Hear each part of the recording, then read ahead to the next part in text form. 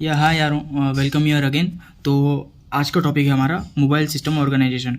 ये एक बहुत ही छोटा और प्यारा और बहुत ही इंपॉर्टेंट टॉपिक है, ठीक है। तो इसे ध्यान से सुनना, पूरा फुल वीडियो देखना, ठीक है।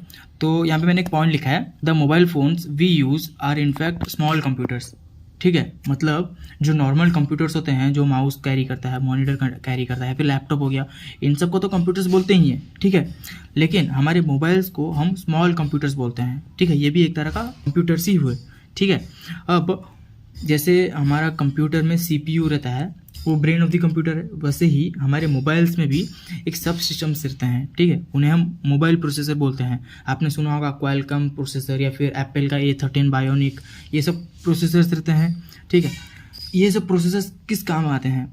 ये जो प्रोसेसर्स हैं, ये मोबाइल का ब्रेन की तरह काम करते हैं। ये प्रोसेसर्स होंगे तभी आप अच्छे हाई ग्राफिक्स के गेम्स खेल पाओगे, बराबर। और जो भी कॉम्प्लेक्स ऑपरेशंस हैं वो सब मोबाइल परफॉर्म कर पाएगा, ठीक है। तो देखो, मैंने यहाँ पे एक डायग्राम बनाया है, ठीक है। मोबाइल का जो भी इम्पोर्टेंट पार्ट्स है उन सबको मैंने लेबलिंग किया है।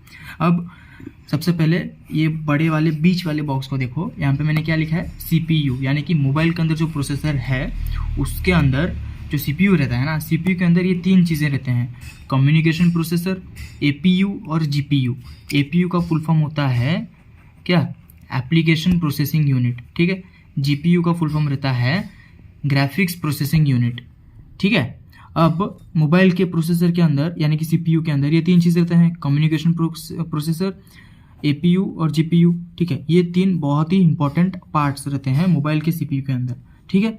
अब कम्युनिकेशन प्रोसेसर हमारा किस काम आता है, ट्रांसीवर सिम के लिए, यानी कि जो आप कॉल्स करते हो टेलीकम्युनिकेशन के थ्रू, या फिर आजकल जो जियो एयरटेल जो सिम्स वगैरह होते हैं ना, कॉल को रिसीव करना या फिर कॉल को करना, ये सब जो चीज़ें होती हैं ये हमारे कम्युनिकेशन प्रोसेसर के थ्रू ही होती है, ठीक है।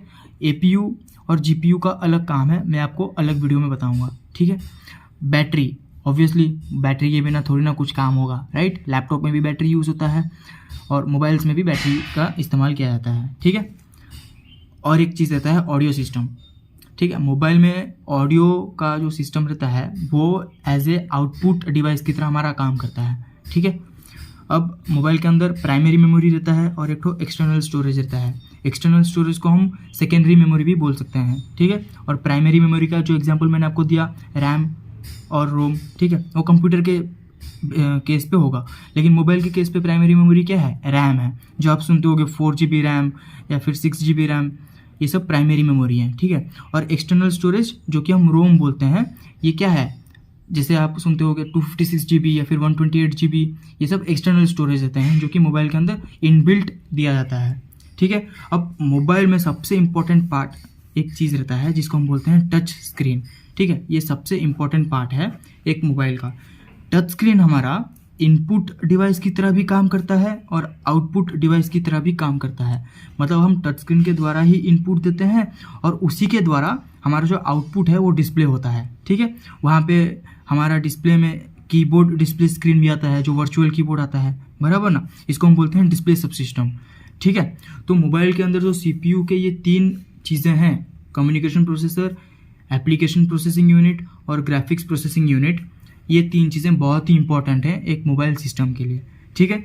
एप्लीकेशन प्रोसेसिंग यूनिट क्या करता है, आपके सॉफ्टवेयर्स को रन करता है। जो भी आप सॉफ्टवेयर डाउनलोड करते हो ना, वीडियो एडिटिंग सॉफ्टवेयर हो या फिल्मोरा या फिर वाइटा, जो भी एप्लीकेशन सॉफ्टवेयर है, काइन मास्टर, ये सब एप्लीकेशन प्रोसेसिंग यूनिट संभालता है। ग्राफिक्स प्रोसेसिंग यूनिट क्या करता है, आपके मोबाइल के अंदर जो भी एनिमेशन होता है, जो भी ग्राफिक्स रिलेटेड काम होते हैं, उन सबको हमारा GPU संभालता है, ठीक है। तो ये था एक पूरा ब्लॉक डायग्राम मोबाइल सिस्टम को समझने के लिए। तो मोबाइल्स को हम क्या बोलते हैं, स्मॉल कंप्यूटर्स, ठीक है। यानी कि बेसिकली वो एक कंप्यूटर ही है। अब एक कंप्यूटर के अंदर मेनली दो चीज़ें रहते हैं, वो है हार्डवेयर और एक तो सॉफ्टवेयर, ठीक है। और एक तो रहता है लाइववेयर, जो कि मैंने यहाँ पे लिखा है, ठीक है, पेंसिल में लिखा है, मैं पेन से भी लिख देता हूँ ताकि आपको क्लियरली दिखे। लाइववेयर को हम यूज़र भी बोलते हैं, ठीक है। और एक तो रहता है हमारा हार्डवेयर, ठीक, और एक तो रहता है हमारा सॉफ्टवेयर, ठीक है। अभी हार्डवेयर क्या होता है, यहाँ पे लिखा है मैंने, the physical and tangible components of a computer is called hardware. यानी कि जो भी फिजिकल डिवाइसेस हैं जिनके थ्रू हम या तो इनपुट देते हैं या तो हम आउटपुट गेन करते हैं, उन सबको हम हार्डवेयर बोलते हैं। ठीक है, हार्डवेयर के एग्जाम्पल हो गया monitor, CPU, hard disk, keyboard, ये सब, या फिर माउस, ये सब हमारे हार्डवेयर्स हैं।